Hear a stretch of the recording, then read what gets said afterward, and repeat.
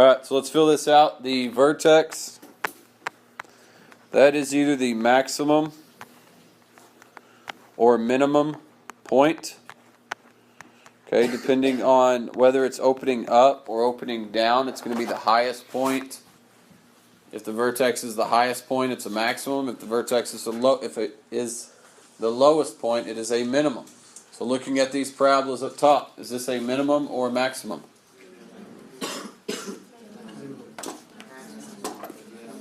Fabulous. The roots or the zeros or the solutions.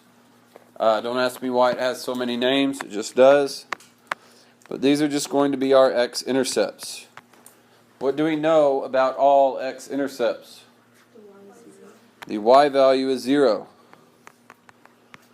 So whenever you write your x-intercepts, if you're asked for one, or you write your roots, it needs to look like that. Okay, parentheses, whatever the x value is, comma 0. Your y-intercept is just going to be whenever x equals 0. So make sure if you're asked for that, you write it as 0, comma y. Don't just tell me what the y value is. Make sure you put the 0 in there. The max or the min. So if the parabola looks like that, okay, it's going to be a maximum if the parabola is concave down. If the parabola looks like this, it is going to be a minimum if it is concave up. Okay, the concavity is just which way it's opening, is the terminology that a lot of people understand. So concavity means that the parabola, it's talking about whether the parabola opens up or down.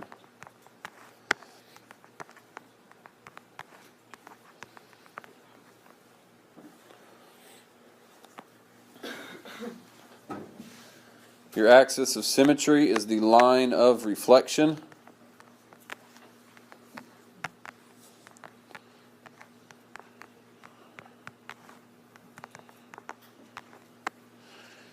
It is a vertical line that goes through the vertex.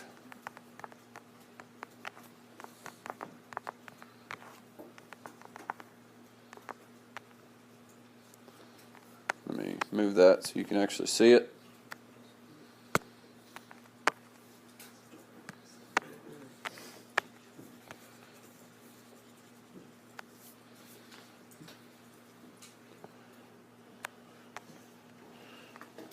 I'm just going to put it up here, but you keep it on that vertex line.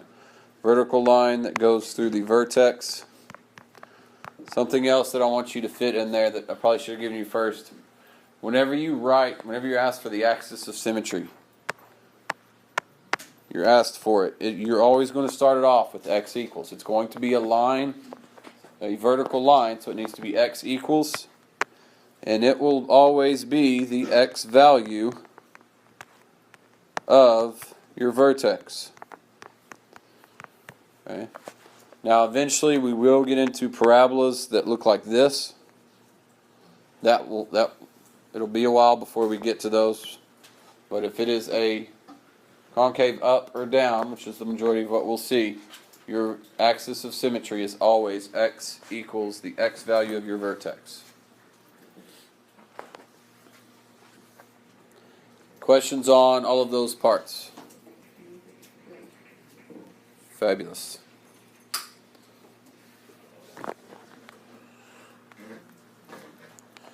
So let's go through an example, make sure we can all identify what these are. Okay, so Ryan, what would the vertex on this be?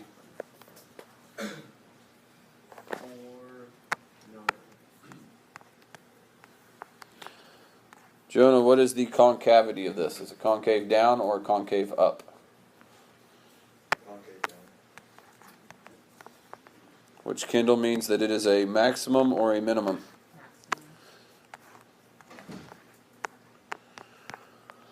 Good thing about the domain and range on this, it is very similar to the absolute value, which is where we just left. Okay, what we just got done talking about last unit. It is always going to go to the left forever, to the right forever. So my domain will always be what?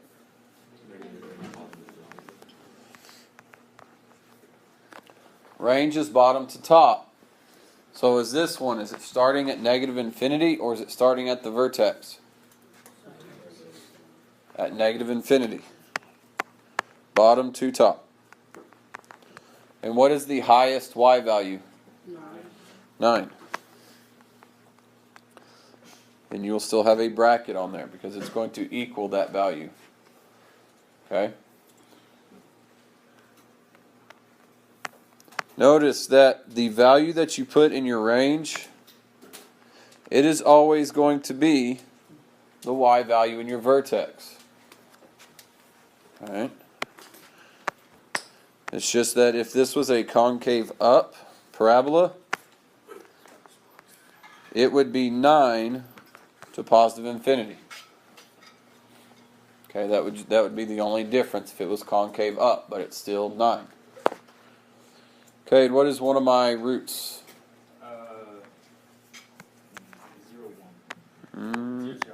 0, 0. Ayla, what is the other? 8, 0. On that, since the roots are the x-intercepts, so the x values are 0 and 8, is it okay if I put my answer as this? 0 and 8. No. I want to see 0, 0 and 8, 0. Okay? I guess technically if you want to put that on your quiz or test, you could, but I can, if I want to, I can put that on your quiz or test or whatever it is you're taking. So make sure you write it as a coordinate. Axis of symmetry, Alexis, what would that be? 4, 8, 4, 9. Not the vertex. So the axis of symmetry is always the which value of the vertex? The vertical, So 4. And always make sure that you write it as x equals 4. Okay, that's going to be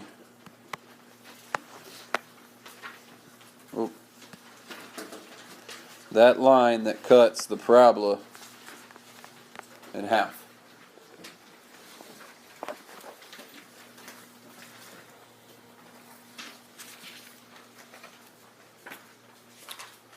Okay. So going to the back,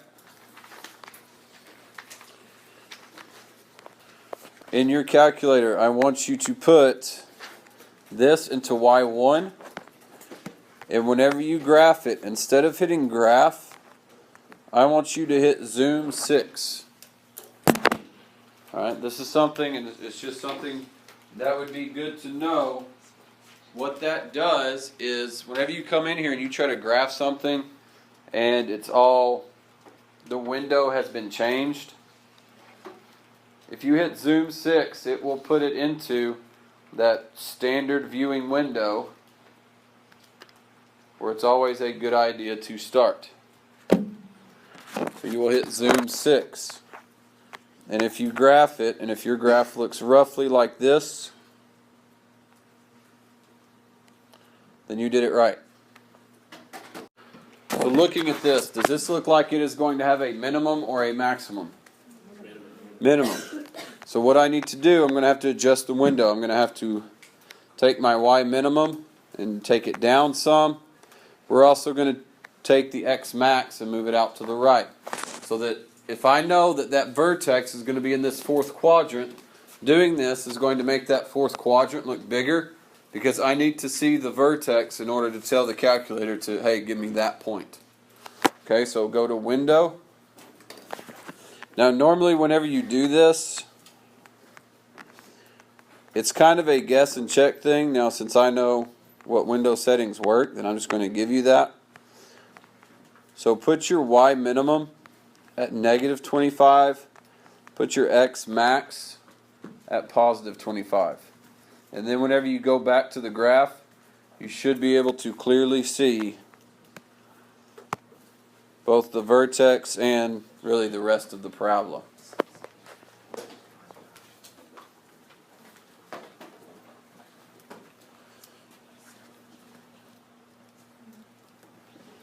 Okay.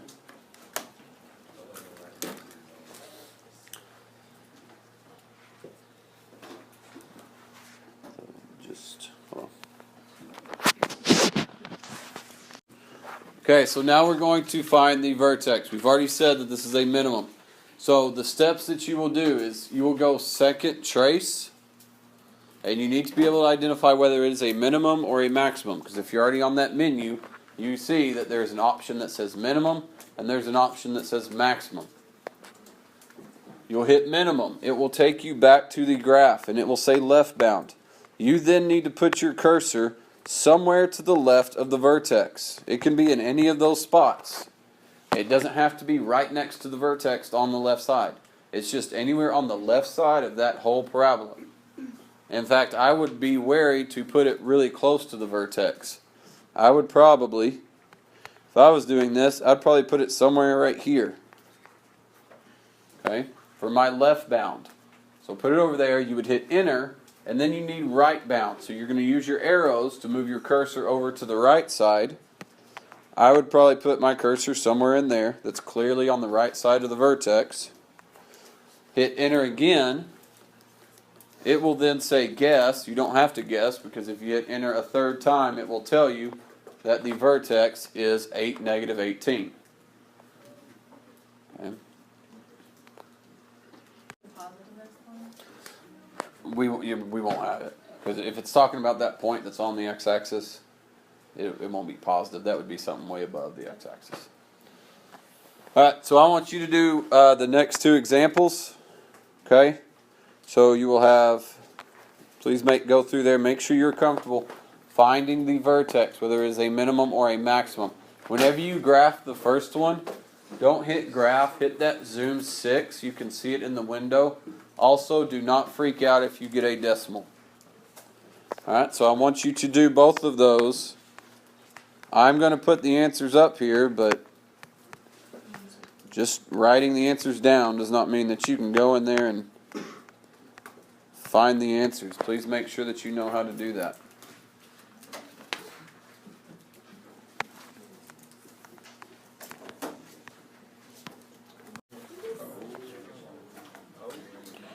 So go down to 3. Now I'm not going to go through 4 because I'll talk about it, but we're not actually going to do it. Guys, be able to notice that on a word problem like this, all they're asking you to do is exactly what we just did. Here's an equation, find the vertex. It's just they've put it into a word problem. It says when a ball is thrown, the height in feet the ball can travel. It should have something in there. But anyways, it's modeled by the equation y equals negative 16t squared plus 80t plus 6, where t represents the number of times the ball is in the air. What is the maximum height that the ball reaches? Anytime it's asking for the maximum or the minimum, it's pretty much telling you what kind of vertex it is. Okay, so I want you to put that equation into y1, and I want you to hit zoom 6 to graph it. And if your graph looks like this, then you did it right. Now, chances are you might do it right, and I have no idea why the calculators have done this. Some calculators, like I know mine, it just has this part. And some will do that, and then it'll also have this. So I don't know why it does that, but so you might just have one line going right up the y-axis, and then you might have 2 lines on there.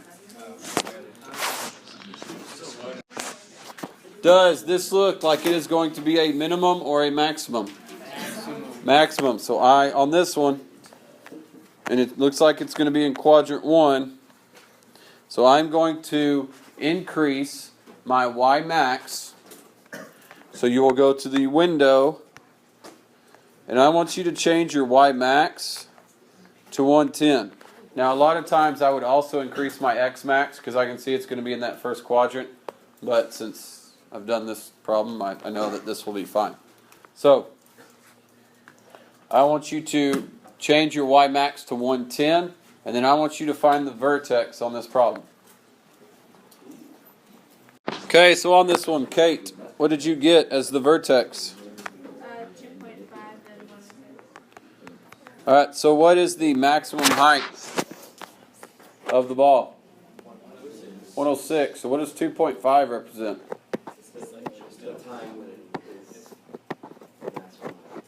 What is 2.5? How long it takes to get The time it took to hit that 106, that height of 106.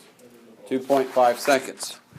Okay? Make sure you know what that point represents. If it's a word problem, don't just, yeah, it's a coordinate, it's 2.5106. Know what that means. Okay? Now, something Joey was about to say, he was saying that it was the distance, which you will see problems that has that situation. There's one on your homework where it's talking about the height of a ball, which is the y value, and the x value is the distance that it's traveling. So make sure you read it carefully and know what each one is representing. Alright? 4 is very similar, but it's just a minimum. Again, there's the word minimum. If it has that or maximum, it's talking about, it's just asking you, find the vertex. Okay? Let's go to 5. So, first thing, just so that we can all see it, I want you to put that into Y1, graph it. On this one, if you have not done so already, I want you to draw a rough sketch. It should look something like this. It asks us to find the point that is symmetric to 1, 9. Okay. Now, if it's symmetric, it's going to be the point directly across from it. So there's a couple ways that you can do this, and I'm going to show you. We're going to talk about 2 ways because both ways won't always work on problems that you'll see. Okay, so I'm going to show you probably the longer way and then the quick way for problems that are exactly like this. What value is going to be the same on this point? 9. The 9, because it's just straight across. Okay, so I can go ahead and do that. Now, like we already said that the vertex was negative 2, 0, correct? Anytime you have this word in the problem, it is saying, hey, you're going to use the axis of symmetry. Okay? What would the axis of symmetry be on this? X equals negative 2. Okay? So, I'm going to use that line of symmetry, which means, even though this isn't really graphed accurately, this distance is going to be the same as this distance. Even though, obviously this is not to scale. What is the distance from x being 1 to x being negative 2? 3. Just 3. Just counting.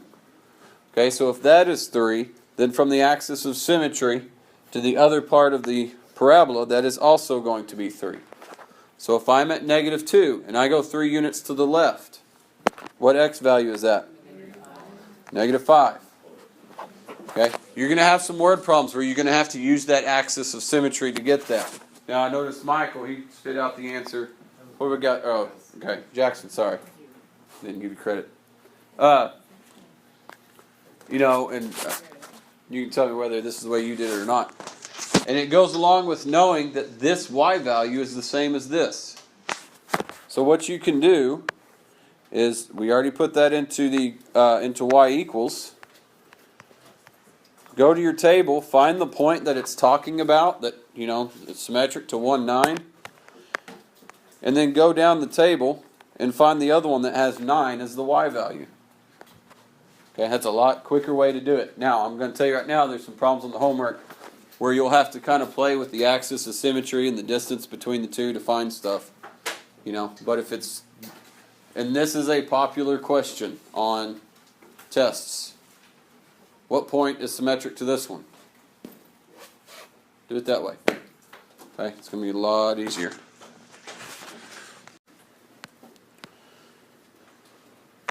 So